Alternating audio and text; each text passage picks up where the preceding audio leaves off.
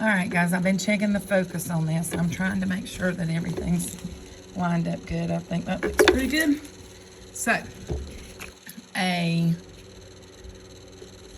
the first part of this, this first page or so, is all about scale factor and writing the proportions.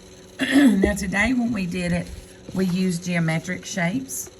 And so those geometric figures were, we were using the corresponding sides and the corresponding pieces in order to set up our proportion. Here, we're going to be looking at like real life examples. And so we're going to be setting up our proportion based on that, okay? So a science textbook uses a scale of 4 centimeters is equal to 3 millimeters for drawings of small insects. So what they're doing is they're blowing the insect up so it's bigger, so you can see it better in the book. So we want to put our units over here to the left. So we've got centimeters to millimeters. Now we can put millimeters to centimeters. We're just going to go with the order that it is in this particular problem. My centimeters was 4, my millimeters was 3. So that's my first ratio, all right? What is the actual length of a dragonfly if the drawing is 8.5 centimeters? So there's another centimeter. So my 8.5 would have to go here, which means my unknown's going to be down there. With these particular proportions, you may or may not always have your variable on the top. You've got to just look at where are you putting, what units do you have here, and make sure that those units line up here, okay? So if I put centimeters here, all of these have to be centimeters. If I put millimeters here, all these have to be my millimeters. So once I set that up, that's how we're locked in. So that means my variable is going to be here, but we're still going to start with the variable. We're still going to multiply. So 4 times x, and I'm just going to pull it over here and put 4x. 8.5 times 3. My calculator over here. 8.5 times 3 is 25.5. And when I divide both sides by 4, x is going to equal 6.375.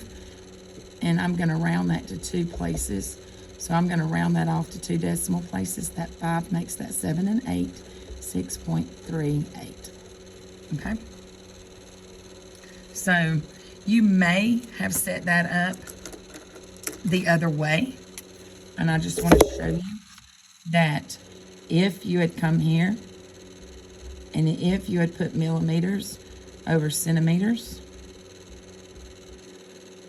and you had your 3 here and your 4 here, and then your centimeters was on the bottom, so 8.5 was here and x was here, and you cross multiply, 4x equals 25.5, you're still going to get the same answer.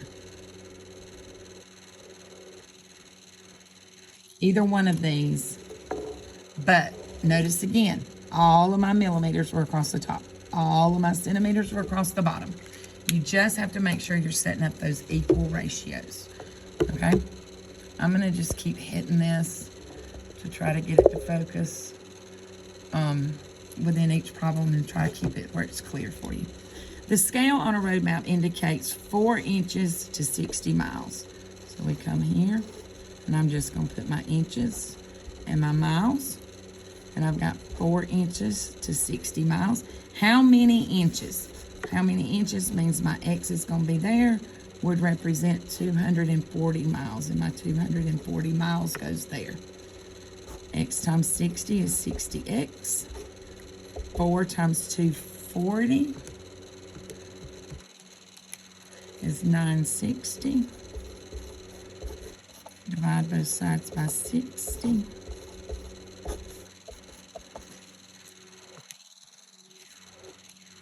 And we get 16. And that is all there is to it, guys. I mean, it literally, we're just setting up a proportion in order to solve these problems. Savannah rode her bike on a trail at Lakeside Park. She started at the north entrance, followed by the path around the lake, and ended at the north entrance. The map shows the measured distances between the points on the map. What is the total distance Savannah rode in kilometers? All right, so here's the thing. Don't let all these words mess you up. So the total distance that she rode in kilometers. All right, so this is a map. So she's, what does it say? She started at the north entrance. This marker is about out of stuff.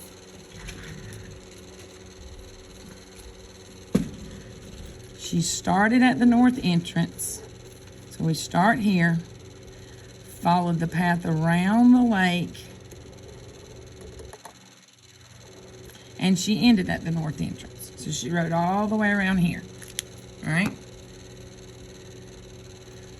It wants to know the total distance in kilometers, all right?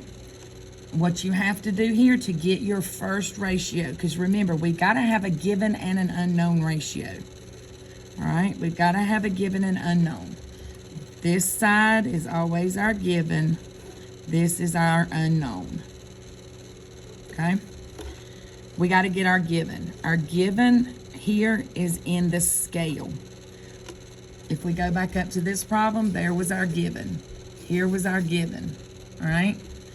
This was our given in this problem. We were given that ratio. Right here, we were given that ratio. We gotta always have that given ratio, that first, that one that's going to start us off. And this time, it is in the scale. So we've got centimeters to kilometers. Or it's 1 centimeter to every 1.5 kilometers, all right? And we wanna know, we already know that what is the total distance in kilometers, so we know our X is gonna be right there. How many centimeters did she ride? Well, we gotta take that one, and that one, and that one, and put them together. So we gotta add all of those up to get our total. We gotta add all of those up. 6.5 plus 9.5 plus 4 is 20. So she rode 20 total centimeters. So now we just solve our proportion. 1 times X is X, and 20 times 1.5 is 30. So she rode 30 kilometers, okay? She rode 30 kilometers.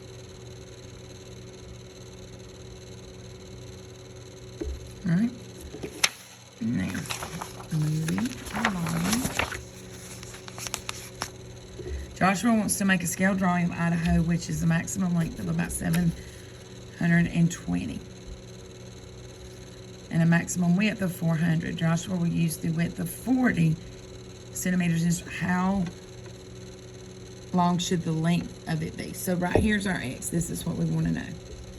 All right, what?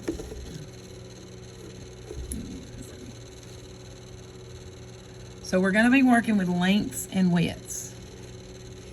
We're going to be working with length and width. Okay? Length and width. I'm adjusting, just trying to keep it focused.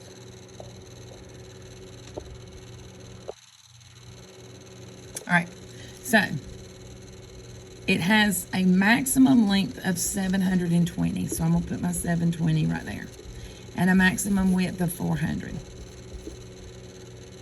He's using a width of 40, so this 40 would go here, and my X would go there. And it wants to know the length. How long should the length be? So my X should be lined up with my length. X times 400 is 400X. 720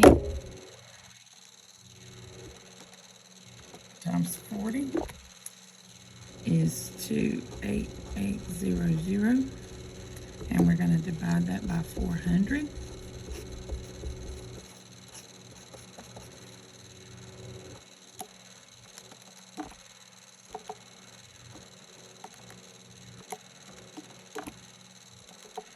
$28800 divided by 400. I put something wrong. Is 72. So this should be 72. All right. Miss Rogers planted 5 lilies for every 7 roses. So we've got lilies and roses. She planted 5 lilies for every 7 roses. Which of the following could be the total number of lilies and roses that Mrs. Rogers planted? All right. Now I'm going to give you a shortcut. So, lilies to roses. So I've got 5 lilies to every 7 roses. I want you to change that to a decimal. It's 0.714 and just, so that's that one, all right? Now, lilies to roses is 12 out of 35. I'm gonna change that to a decimal. 3 this is 0.342, so that can't be it. All right, 30 lilies to 40 roses, 30 lilies to 40 roses. That's going to be 0.75, 0.75. I'm just writing a ratio and changing that ratio to a decimal, and then we're going to compare the decimals.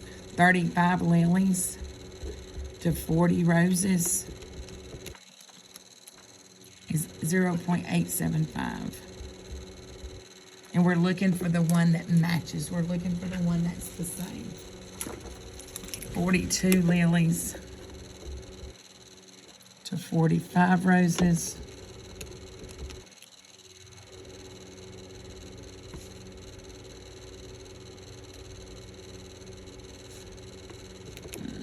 42 lilies to 45 roses. All right, did I do something wrong? 12 to 35. 34 to 30 to 42.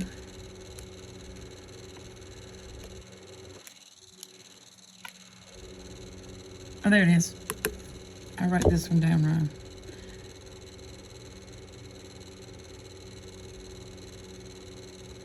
$30 to 42. I did 30 to 40. This was wrong. Sorry. Had to go back and fix it. 30 to 42.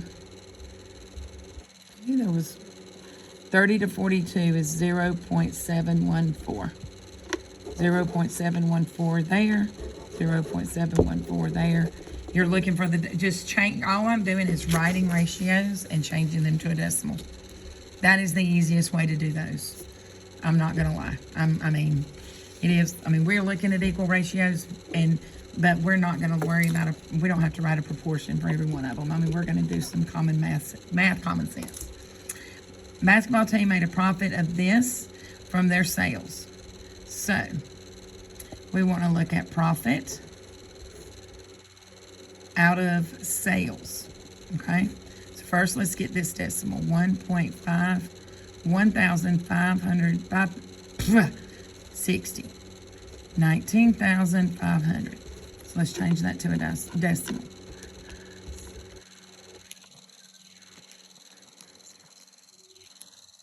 .08. So now we're looking for the one that has the same thing. We're looking for the same decimal.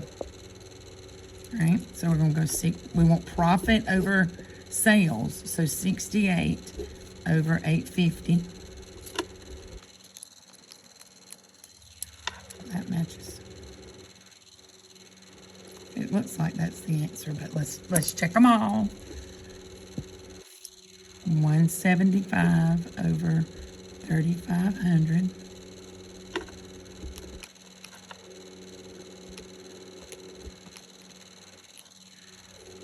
That's 0.5. 0.05.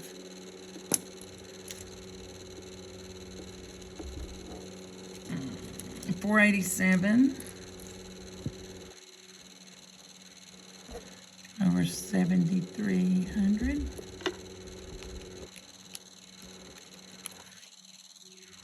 is 0.06, 0.707.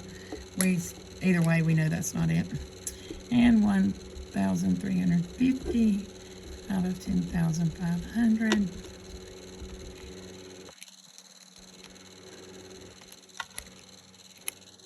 Is 0.128 or 0.3.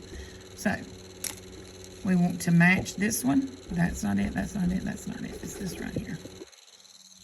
So, like I said, on those, we're just going to set up a ratio. Find the fraction and, set up the ratio and then find the equal ratio. Okay? Set up the ratio and find the equal ratio. I'm trying to make sure this stays in focus.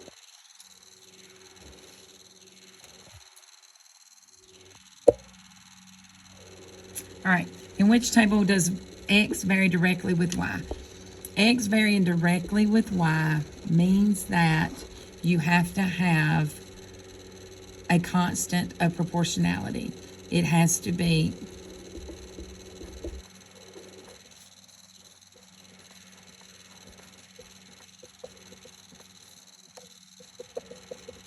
you have to have a constant of proportionality. So basically what we're looking for is we're going to write all of these as Y. We're going to use K equals Y over X.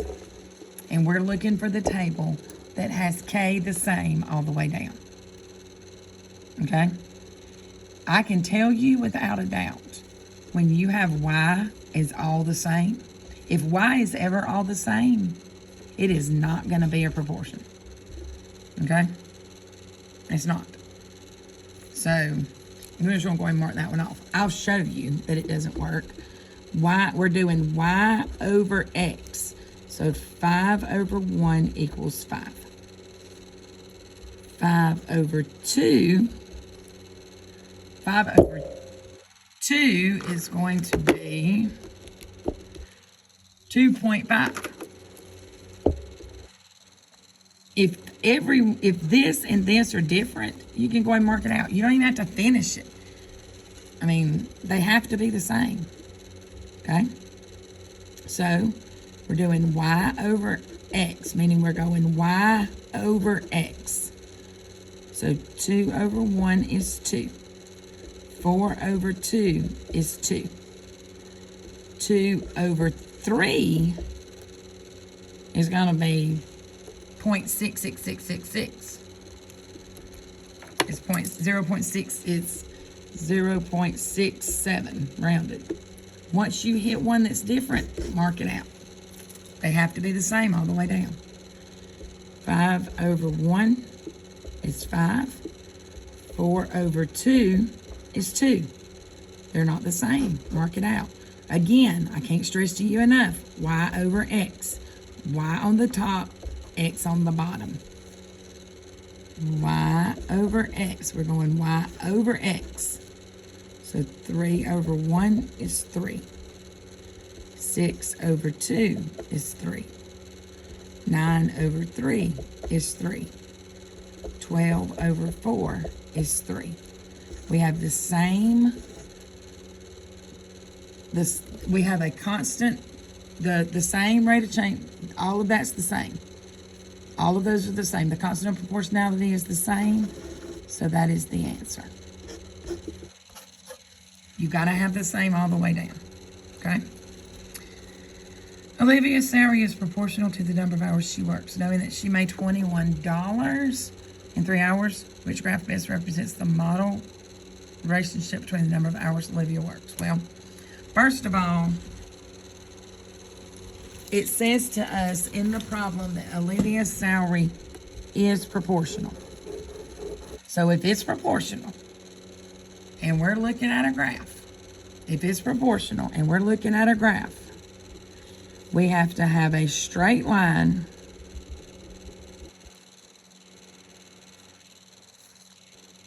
that begins at 0, 0. Okay? We have to have a straight line that begins at 0, 0. Well, here, we've got a straight line here, but it does not begin at 0, 0. So, no. It's not it's a straight line, but it does, this one's not it because it does not begin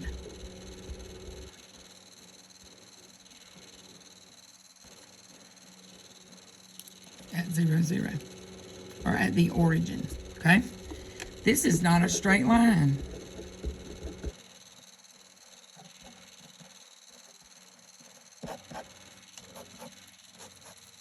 This one's not a straight line.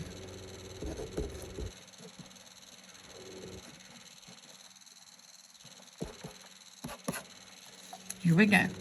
Straight line. Right here. We have a straight line that begins at 0, 0.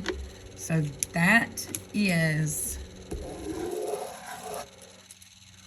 our proportional relation. That's the model that would best represent what she's doing. Right?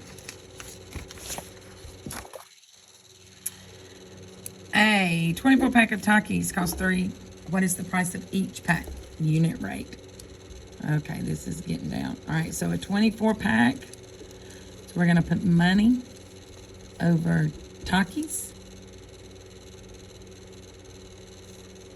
So $23.52 for 24, and we want to know how much for one. All right, $23.52. So we start here. X times 24 is 24x. 23.52. Divide both sides by 24.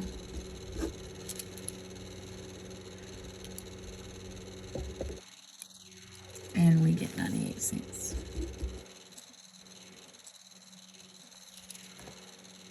Okay. All right, the distances and times from track and field for 4 schools are shown. What school has the fastest average time per mile? So what we want to do here is we want to take each one of these schools and find their unit rate per mile, okay? We're going to find their unit rate per mile. So, East Bay Middle School. Let's see how I want to do this. I don't want to. Ooh.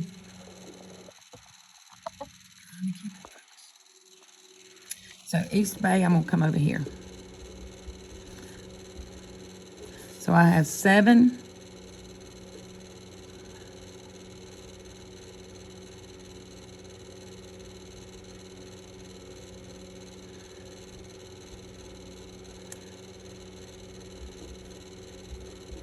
Miles per minute, or yeah. And I want to know how much in one. Sorry. 7 miles. We're going to do miles per minute. Miles per minute. So 42x equals 7.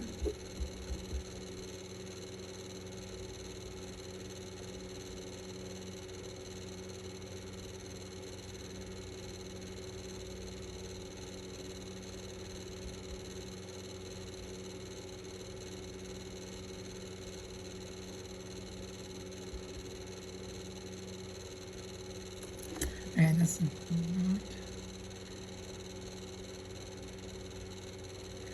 That's right. I'm gonna put Y right here.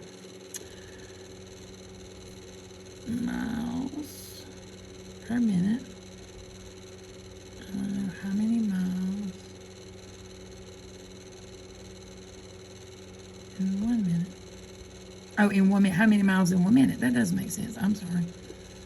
It's going to be 1/6 of a mile in 1 minute. And we're going to change that.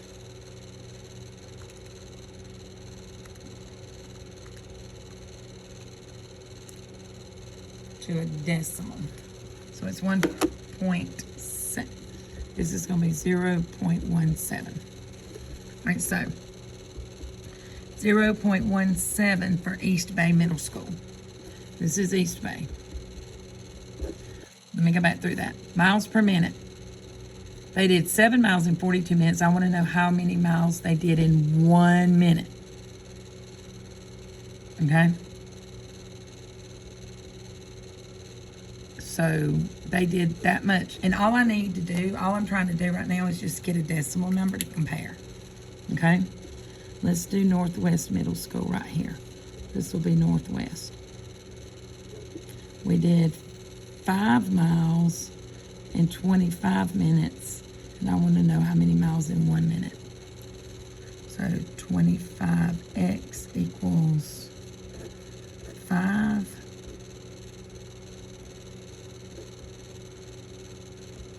Divide both sides by 25.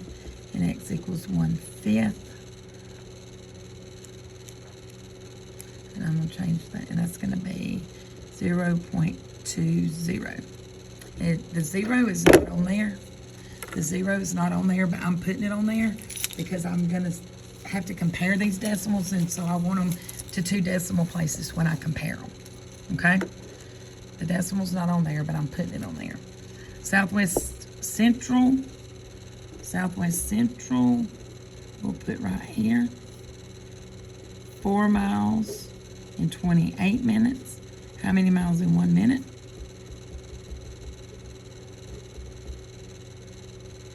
Oops.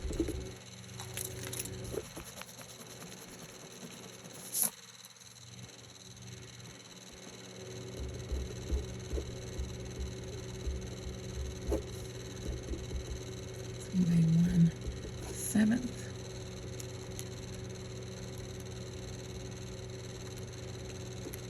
And I get 0.14.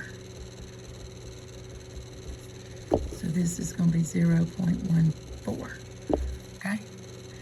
Now, one more. West Middle. All right, so we're going to come right here and put West Middle. And we have 6 miles in 48 minutes, and I want to know how many in 1. So 48x equals 6. Divide both sides by 48. And x equals 1/8. And I get 0.125, but I'm going to round that to 13. So 0.13. Now, I want the fastest time. If I'm looking at the fastest time, I want them to know which one did it in which is the fastest, so the shortest amount of time. And the shortest amount of time is going to be West Middle right here with 0.13 miles per minute.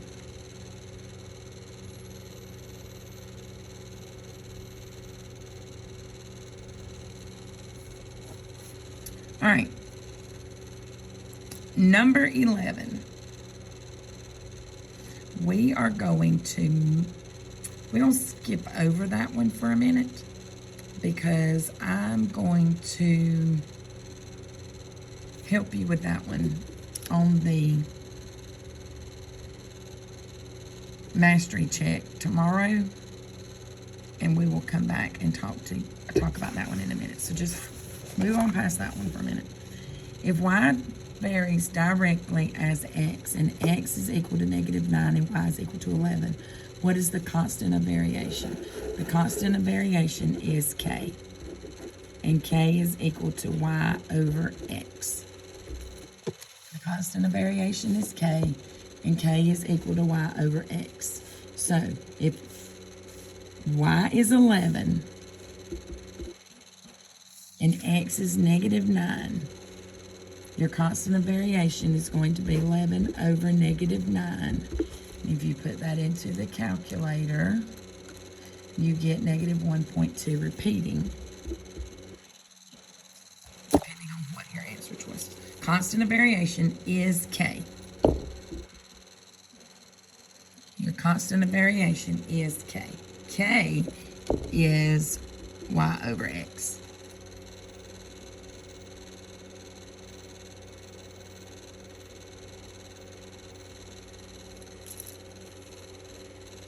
The table represents a relationship between x and y. What is the equation of the direct variation? Well, we've got to find k. What is the equation of the direct variation? The direct variation is going to be k. This is going to be k, and it's going to be equal to y over x. So I'm going to take y and put it over x. I can put any one of them. I can do any one of them. But I'm going to do 2. Y over x is going to be 2 over negative 1, which, when you put that in the calculator, is negative 2. Now, that is k. K equals negative 2. I've got to take that k.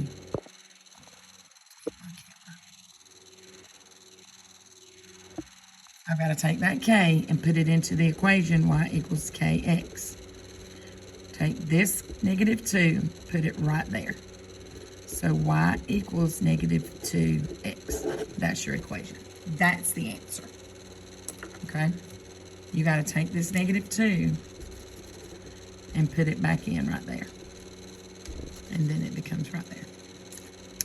The tax on an item is directly proportional to the price. The total cost of a $7.55 is of a $7.55 item is $8.15. Write an equation that models this relationship where the cost is represented by y, the cost is y, and the price is x. The price is x. Okay? So let's think about what that's saying. What is that saying to us? So, directly proportional means that k is equal to y over x. Direct proportion, k is equal to y over x. So let's look at what this says. Cost is y. So we've got y over x. I'm going to draw a real long line right here. Y is equal to the cost based on our problem. X is equal to the price. X is the price.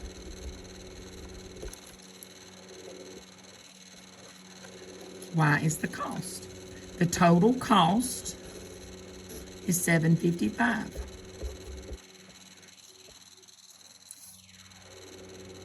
The price is $8.15.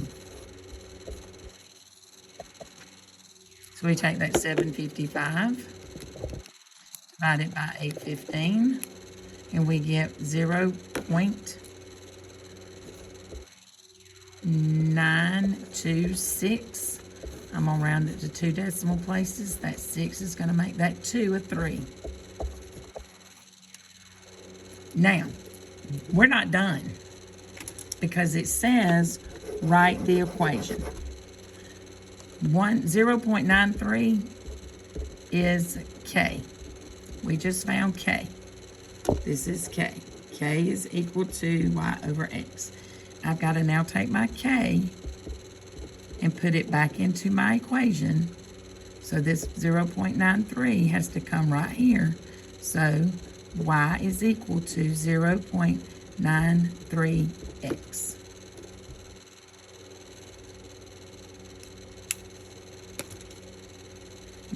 Mrs. Rogers has a total of 70 students, 3/5 of whom are female. If X represents the number of female students, which of the following could be used to find the value of X?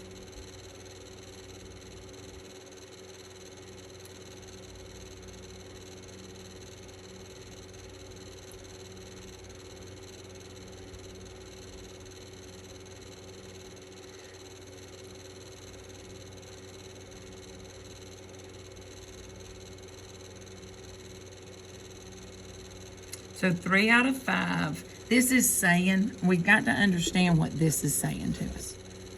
That right there is saying 3 out of 5 are female. And I want to know how many out of 70.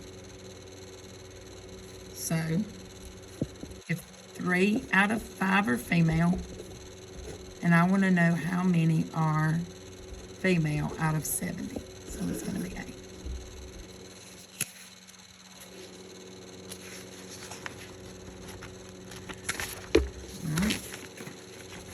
A machine printed 75 booklets every 5 hours. At this rate, which proportion could be used to determine the number of booklets that the machine can print in 8 hours? So, let's just write booklets per hour.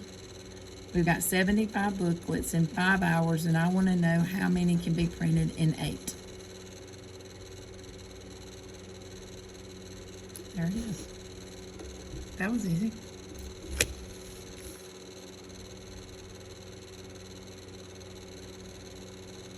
All right, I'm not sure. I mean, we're not going to overthink this one. This is, what is the cost of 5 gallons of propane? Well, I ain't writing no proportion for this because I can read a graph. And if this says number of gallons, I'm going to come over here to 5. And I'm going to go up. And I'm going to look at where 5 is sitting. And it's at 12. And so 5 gallons of propane is going to cost me $12. I ain't going to, we ain't overthinking that. 5 gallons, what is the cost of 5 gallons of propane? 5 gallons of propane is going to cost me $12. Duh. If you can read a graph, I mean, we're going to use some math common sense here. The graph shows the relationship between the number of hours Mason's worked pulling weeds in his uncle's garden and the total amount of dollars he earns, which point represents the unit rate. All right. Well, here's the deal, guys. Here's the deal. We ain't getting all unit rate. Unit rate as an ordered pair must have a 1 on the left as the x coordinate.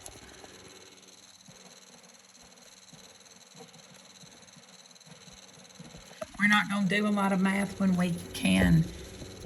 I mean, it's not asking you to do a lot of math here. It's asking you to know your stuff. We know unit rate. Unit rate. We know that unit rate is written y over x. Which we also know that unit rate has a denominator of 1. So with unit rate, it's going to be y over 1. With unit rate, you're always going to have 1 in the denominator. So with unit rate, you're always going to have a 1 as the x value. There it is.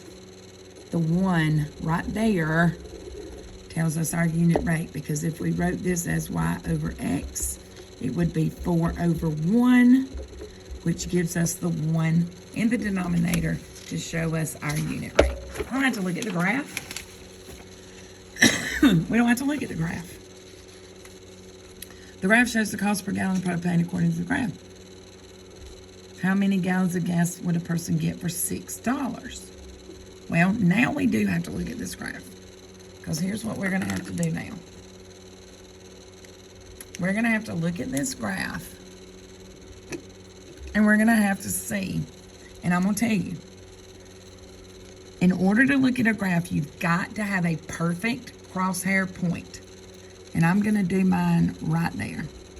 That is a perfect point. There's no doubt that, and this today, I had somebody doing this today, and I thought it was kind of neat, and I'd never thought about it like this, but I want to show you what they were doing and let you see what I'm talking about. So, and I gotta have kind of a fine point pen to do it. And I want to kind of highlight this for you and let you see.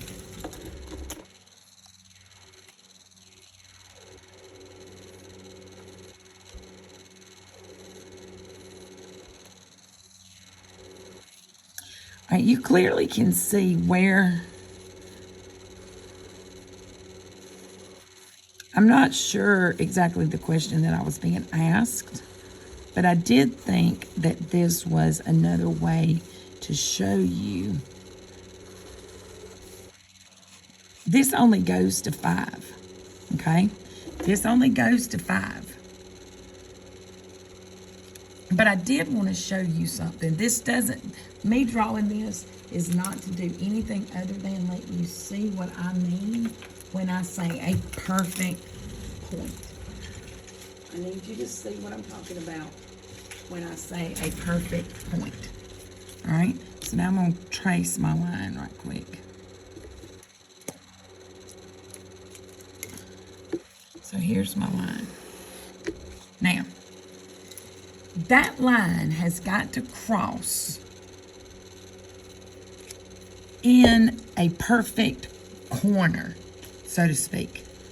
It's got to hit perfect on a corner. It doesn't right there. If you look at it real close without the marker, it doesn't. This line does not hit in that corner perfect. This line doesn't hit in that corner perfect. It doesn't hit in that corner. It doesn't hit in any of these corners perfect. The only place you can really see where that line is hitting in a perfect corner is right there. Okay? It's hitting in a perfect corner right there. And so wherever that line is hitting in a perfect corner is where you're going to draw it. So that's going to be the corner that I focus on. Not the one, you don't just start at the bottom and start drawing corners. You've got to have that perfect corner. And here it is right here. Here's my perfect corner. All right. That point right there is 512. Okay. That point is 512. So that's telling me that he is, so if I'm going to take that, that's $12.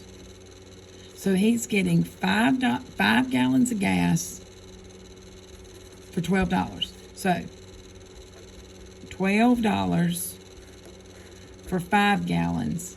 And I want to know how many gallons he can get for $6. We always put our money on the top. So 12 times X is 12X. 5 times 6 is 30. Divide both sides by 12.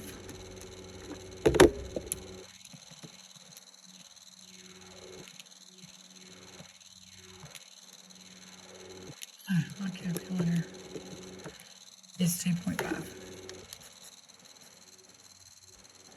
So he's going to get 2.5 gallons for $6. Okay, so now let's do some math common sense. It just hit me. Y'all are probably laughing at me back there in the background.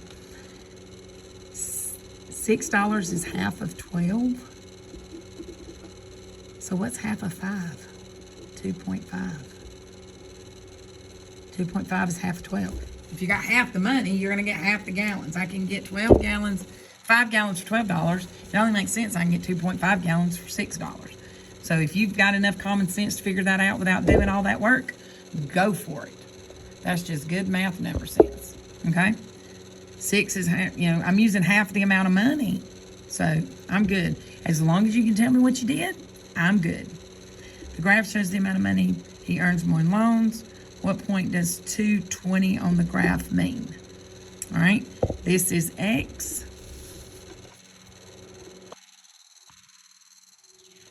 Let me keep it focused. One last problem. This is X, this is Y. If I write this Y over X, 10, it means that this is 10 over 1. The 20 is your money. This is the loans. So it means that he makes $10